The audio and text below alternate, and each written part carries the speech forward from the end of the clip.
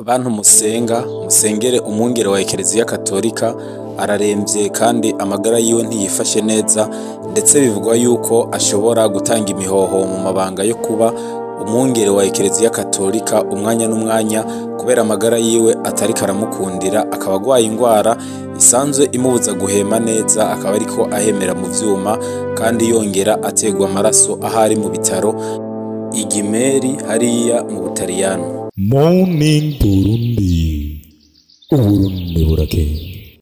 Umwungere wa Ekereziya Katolika Papa Francisco arembeye mu bitaro vy'Igimeri hariya muri leta ya Vatika mu Butaliyano, aho ari ku musego ari mu vyuma vyo guhema ndetse ariko ategwa amaraso. Papa Francisco akaba agwaye ingwara y'amahaha, aho amahaha yiwe yose yagize ikibazo co guhema, akaba amaze imisi 8 ari mu bitaro, ndetse bikaba vyitezwe yuko Papa Francisco ashobora gutanga imihoho muri ayo mabanga yo kuba umwungere wa Ekereziya Katolika umwanya n'umwanya, kuko aza yaranarangije kwandika ikete ryo gutanga imihoho, ndetse akaba vyitezwe yuko abonye yuko amagara yiwe atakimukundira yuko abandanya muri ayo mabanga, aza gutanga rino kete ku muntu umwe akarisoma, hanyuma akamenyesha ivyipfuzo vyiwe vya nyuma afise imbere yuko yitaba Imana. Papa Francisco w'imyaka 88 avuka muri Argentine, akaba yarasanzwe afise ibibazo vy'amagara, kuko yarasanzwe agendera muri ka kamodoka basanzwe basunika agenda yicaye, ndetse yari yarasomye imisa ubuheruka, hanyuma ntiyaza kuyirangiza kubera ko yari afise ikibazo co guhema. Abantu benshi bibajije yuko yoba ari ingwara isanzwe, inkorora, ariko kandi acajana mu bitaro, niko amagara yiwe yagiye arasinzikara, ndetse abaganga bo mu bitaro bakavuga yuko ibipimo baraye bamugiriye kuri uyu wa gatandatu vyerekanye yuko bitifashe neza, haba mu vyo guhema ndetse no mu maraso.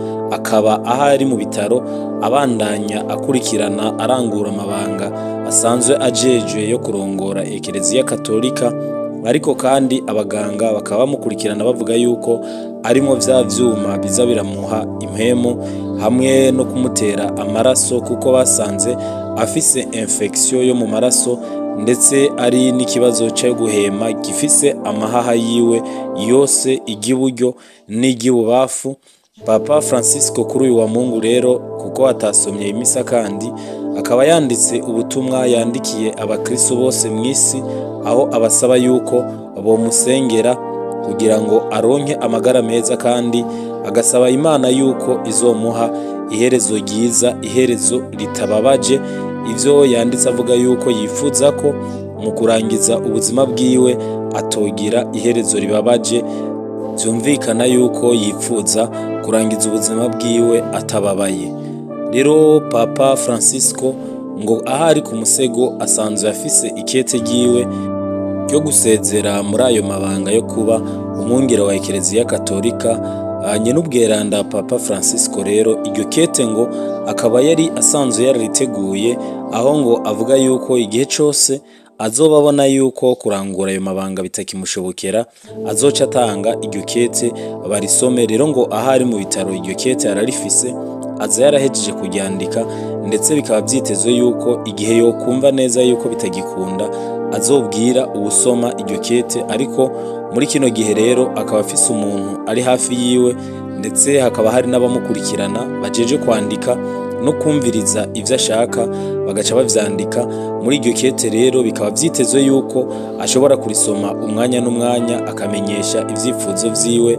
Ariko kandi ni Papa Francisco ngo asanzwe afise abatari bishimiye ingene yariko aratwara Ekereziya Katolika hariya i Vatika.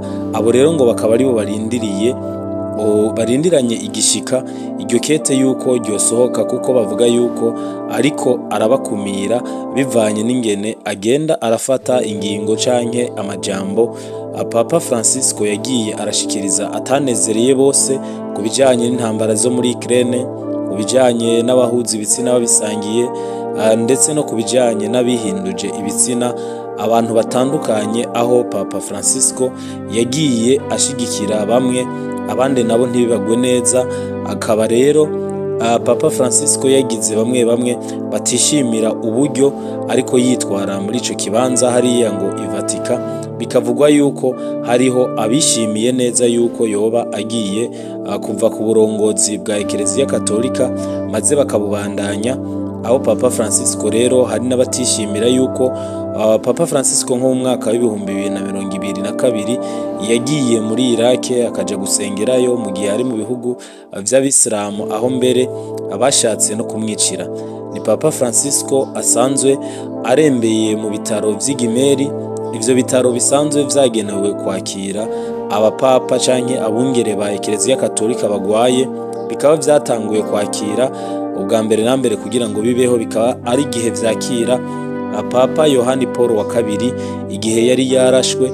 Papa Yohani Paul wa kabiri rero agiye kugwarirayo, ibi bitaro bisha vyubaka ahantu hakirirwa abapapa, ndetse imbere y'ibi bitaro hakaba hari ishusho nininya ya Papa Yohani Paul wa kabiri ahagaze imbere y'ivyo bitaro. Ivyo bitaro rero bivugwa yuko bisanzwe bifise abaganga bama biteguye gukurikirana amagara y'umwungere mukuru wa Ekereziya Katolika, kandi bikaba bifise n'ivyumba bikwiye n'ibikoresho bikwiye kugira ngo arangure amabanga yiwe vyoroshe.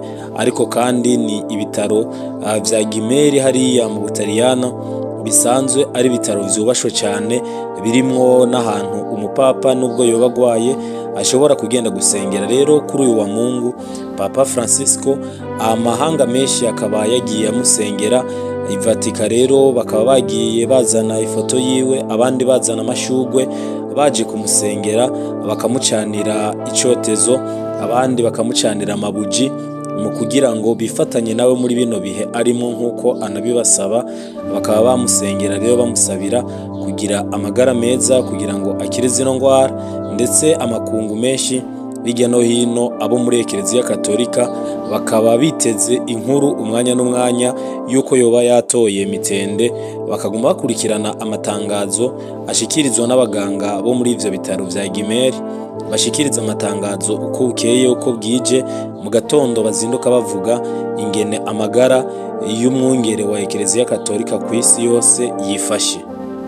Mu kurindira rero ibigiye gukurikira, Papa Francisco nk'uko yabisavye, abakristo bose hirya no hino na cyane cyane abo muri Katolika bakaba basabwa kubandanya basengera uwo mwungere wa Ekereziya Katolika asanzwe arembeye mu bitaro vy'Igimeri, amazeyo imisi 8 ndetse akaba amaze imyaka 88. Byumvikana yuko asanzwe anashaje. Benshi rero bakaba bamusabira kugira ngo n'igihe yotahuka atahuke atarinze kubabara nk'uko nawe nyene yavyisabiye Imana. Morning Burundi, Uburundi burakeye.